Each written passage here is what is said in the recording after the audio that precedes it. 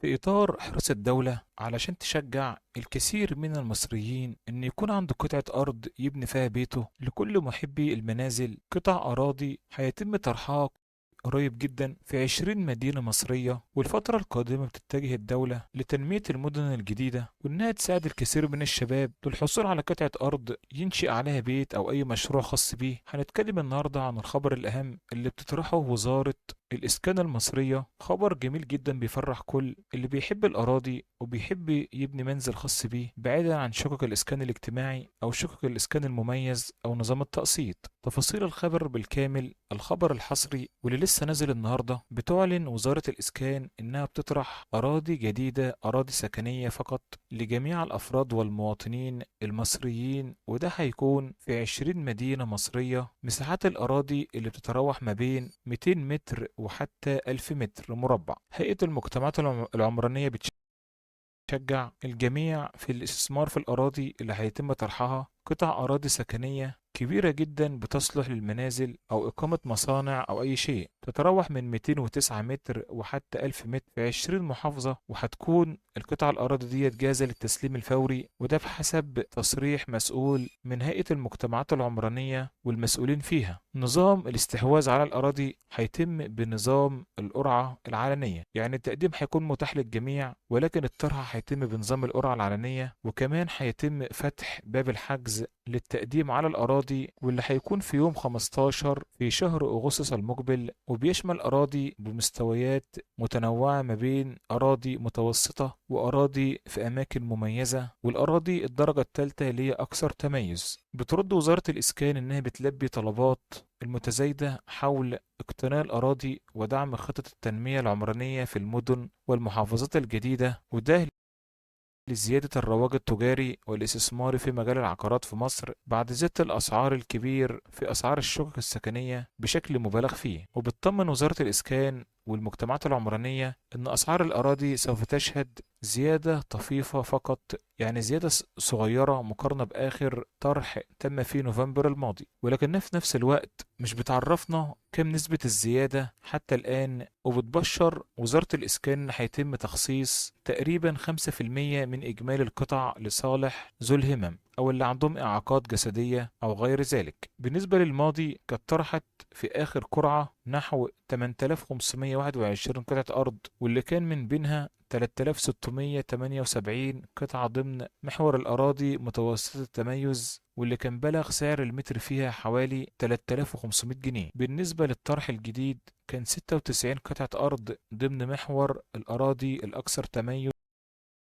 وكانت موزعة على مدن زي 6 أكتوبر، وكان سعر المتر فيها 13350 جنيه للمتر. أما بالنسبة لمدينة الشروق واللي تم طرح فيها أراضي بسعر المتر 12000 جنيه. أما في العبور بالقاهرة بسعر متر 8700 جنيه للمتر. كل ده بنتكلم عن الطرح السابق وليس الطرح اللي هيكون تقديمه كمان أسبوعين تقريبا. الطرح السابق أيضا بيشمل 4747 قطعة أرض كانت فئة الإسكان المتميز بتوزع على 9 محافظات، وكان أسعار المتر فيها بتتراوح من 1400 جنيه وحتى 5700 جنيه للمتر، وده طبعا وفقا لموقع المدينة ونسب التميز القطعة اللي هيتم بيعها. هنتابع معاكم آخر تطورات الأراضي السكنية للأفراد، وما هي المدن اللي هيتم طرح فيها الأراضي في منتصف شهر أغسطس القادم. لو عندك أي تعليق ممكن تسيبه لنا في أسفل الفيديو، ولو الفيديو ضاف لك شيء جديد لا تنسوا الاشتراك في القناة وعمل لايك علشان ننزل لكم كل أخبار العقارات أول بأول وكافة الفرص العقارية اللي ممكن تغير حياتك للأفضل. وبننزل برضو في قناتنا بنعرض شقق للبيع في جميع محافظات مصر، سواء في الإسكندرية أو القاهرة أو أي مكان. ممكن ترسلنا على رقم الواتس لو عندك أي شقة عايز تعرضها للبيع.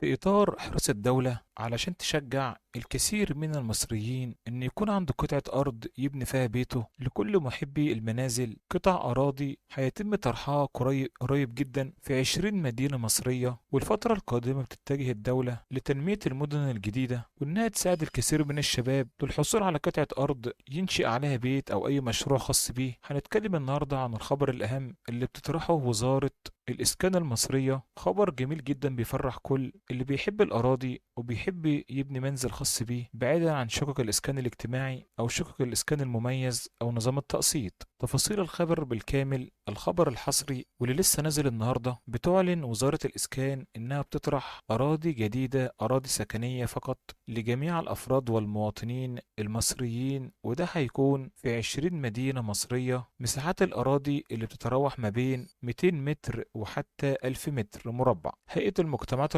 العمرانية بتشجع الجميع في الاستثمار في الأراضي اللي هيتم طرحها. قطع أراضي سكنية كبيرة جدا بتصلح للمنازل أو إقامة مصانع أو أي شيء، تتراوح من 209 متر وحتى 1000 متر في 20 محافظة، وهتكون القطع الأراضي دي جاهزة للتسليم الفوري، وده بحسب تصريح مسؤول من هيئة المجتمعات العمرانية والمسؤولين فيها. نظام الاستحواذ على الأراضي هيتم بنظام القرعة العلنية، يعني التقديم هيكون متاح للجميع، ولكن الطرح هيتم بنظام القرعة العلنية، وكمان هيتم فتح باب الحجز للتقديم على الأراضي، واللي هيكون في يوم 15 في شهر أغسطس المقبل، وبيشمل أراضي بمستويات متنوعة ما بين أراضي متوسطة وأراضي في أماكن مميزة، والأراضي الدرجة الثالثة اللي هي أكثر تميز. بترد وزارة الإسكان إنها بتلبي طلبات المتزايدة حول اقتناء الأراضي ودعم خطط التنمية العمرانية في المدن والمحافظات الجديدة، وده لزيادة الرواج التجاري والاستثماري في مجال العقارات في مصر بعد زيادة الأسعار الكبير في أسعار الشقق السكنية بشكل مبالغ فيه. وبتطمن وزارة الإسكان والمجتمعات العمرانية إن أسعار الأراضي سوف تشهد زيادة طفيفة فقط، يعني زيادة صغيرة مقارنة بآخر طرح تم في نوفمبر الماضي، ولكنها في نفس الوقت مش بتعرفنا كم نسبة الزيادة حتى الآن. وبتبشر وزارة الإسكان إن هيتم تخصيص تقريبا 5% من إجمالي القطع لصالح ذو الهمم أو اللي عندهم إعاقات جسدية أو غير ذلك. بالنسبة للماضي كانت طرحت في آخر قرعة نحو 8521 قطعة أرض، واللي كان من بينها 3678 قطعة ضمن محور الأراضي متوسطة التميز، واللي كان بلغ سعر المتر فيها حوالي 3500 جنيه. بالنسبة للطرح الجديد كان 96 قطعة أرض ضمن محور الأراضي الأكثر تميز،